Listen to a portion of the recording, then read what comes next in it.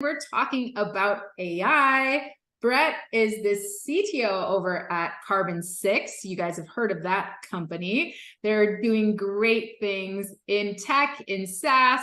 They're really, really incredible. And we're excited to have Brett as a speaker at our upcoming AI Business Summit. So what are we doing, guys? We have a virtual AI Business Summit for 2 days, May 24th and 25th. We're going to be hanging out together online. We have over 20 speakers there, as well as 16 plus presentations where we're going to learn all the things from concept to launch of a business to growth to integrating AI into your operations. It's going to be a really great time. And you can use Brett's code, BrettAI, at amazingathome.com/AI to save on your tickets and get them for incredible prices. So join us at the summit. It's going to be a great time. Brett, we're so excited to have you. Please tell us a little bit about how you got into AI. Yeah, absolutely. And it's great to be here, Amy. I'm really excited about this. AI has been something I've been involved with for a while. I was involved for about 10 years with a subcontract through NASA, where we were doing huge data processing of all their satellites, taking in data and pointed down. And so at that point, right, AI was not where it is today. There was no chat GPT that you could just type into. But we were dealing with huge amounts of data, so I became familiar with structured learning and some of the reinforcement learning techniques and AI and machine learning in particular. And if you kind of fast forward, I mean, I'm a kid at heart. I kind of look like a kid today. I'm in rally cat mode, and when I can, as a CTO, I like to be really deeply engaged in the code and the architecture. And as GPT has come online, right, and as part of a startup, I don't have 50 people I can talk to architecture. I don't have 50 coders. AI has really given us the opportunity to take a small startup organization and make it behave as a much larger one, right? So we are using agents, we're using GPT to sort of take AI into a whole nother level. And by doing that, our company doesn't feel like a company with 30 engineers. It feels like a company with 300 engineers, and they're all stars. So that has forced me to keep evaluating, how do we do that better? How do we take advantage of AI in ways that allow our engineers to have fun and not feel like I'm out of a job, or what does this mean? Or, robots are going to take over.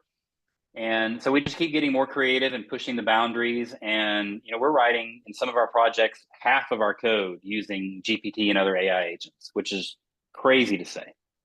Yeah, and that's why I asked you to come and speak and share, because we have a lot of speakers that are helping small businesses kind of grow and integrate their operations. But there's a challenge with medium to large size businesses in utilizing AI.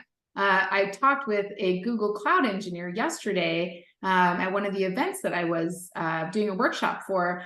And he was saying that the reason that it's very tough to use is because like code, for example, if you're making unique code, you can't use it if you got it from AI, right? There's like some rule about that. So you can use it to help you as a programmer, help you in writing your code. But if you have like some trade secret code, you have to be careful about how much you use AI with, right? So I think it's so great to hear your perspective on how bigger companies can utilize AI and integrate it into their operations without being so afraid of, I can't use this at all, or I can't, it's going to replace my job. So what are you excited to share with people at the summit? I mean, some of what you said, right, is there's a lot of fear, right? So if you're afraid of something, I'm just talking psychology now, right? But if you're afraid of something, you find reasons to not do it, right? If you're excited about something, you find reasons to do it. So people are afraid of what AI means. They're afraid of the disruption, the transformation. And so they find all these reasons we can't. Oh, the intellectual property, or it's not going to fit, or I can't write very specific code. But if you turn that on its head and go, well, no, I want to get into this. If you find that inner kid, for me, right, and this is fun, it turns out, maybe 8 to 10% of most code is truly proprietary. It's truly the IP. 90% is boilerplate, authentication, and interactions with APIs. And so when you think about that, it could be 90% of work. Maybe you can only generate half of that. Now 45% of the body of work you have to do is just off your plate. It's 10 minutes later and it's done. But the key, and to kind of answer your question directly, is I think that we're still using GPT and these various sort of flavors of GPT in very immature ways. And I don't mean immature like tell me a meme, which is also wildly enjoyable, but like what are we doing with the prompt, right? So people are typically talking to an AI agent as if it's an assistant, right? So I'm just going to tell it what to do. I'm going to wait for it to do the thing. I'm going to tell it the next thing to do. And so in my talk, I'll be talking about, it's almost like a toddler, right? Walk to me. And it takes a step and it falls and we go, oh no, it's okay. Get up, walk another step. And we're having to be supervisory. So even though we're not doing the work, right, of walking in that kind of poor metaphor, we're still there. We're still watching. All of our attention's on it. We're worried about a screw up. We're checking the sharp angles on the table. We want to sort of grow up to where our AI usage is more like at least a teenager, where you say, go do this thing, drive to school, figure out how to get to your classes, text me if there's an emergency. But in general, I'm going to go to my job, right? And occasionally the principal will call, but more often than not, they go to school, they show up at the end of the day, and they've done a bunch of stuff. And I haven't had to worry about it.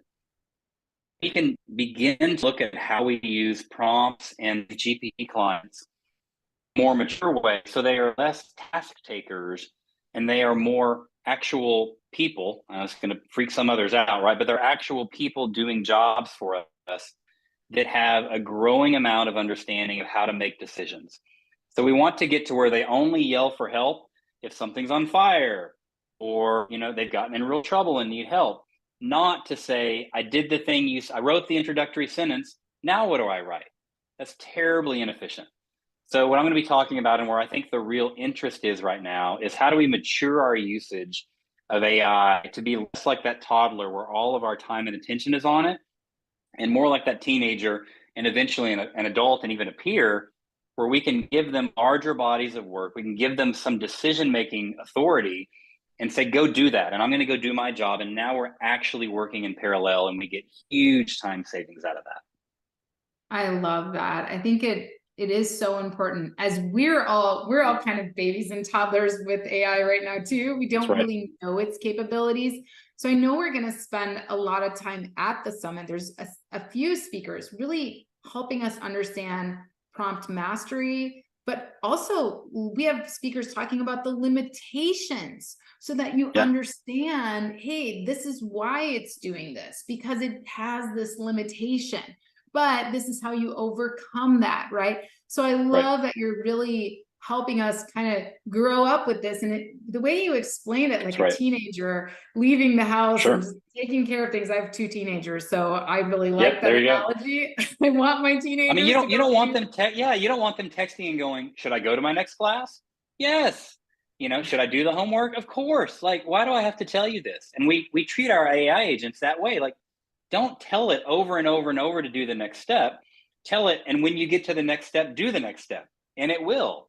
So we have to think about how we communicate more like a person that's receiving that. Again, as weird as that is, but the results are dramatically different when you treat your AI agents that way.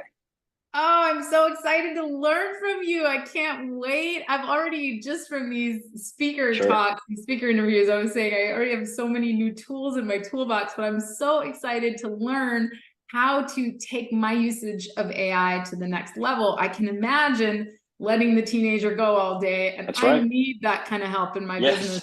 So even if you just go to the beach, let the teenager go to school and go have mimosas or something. It's all fine.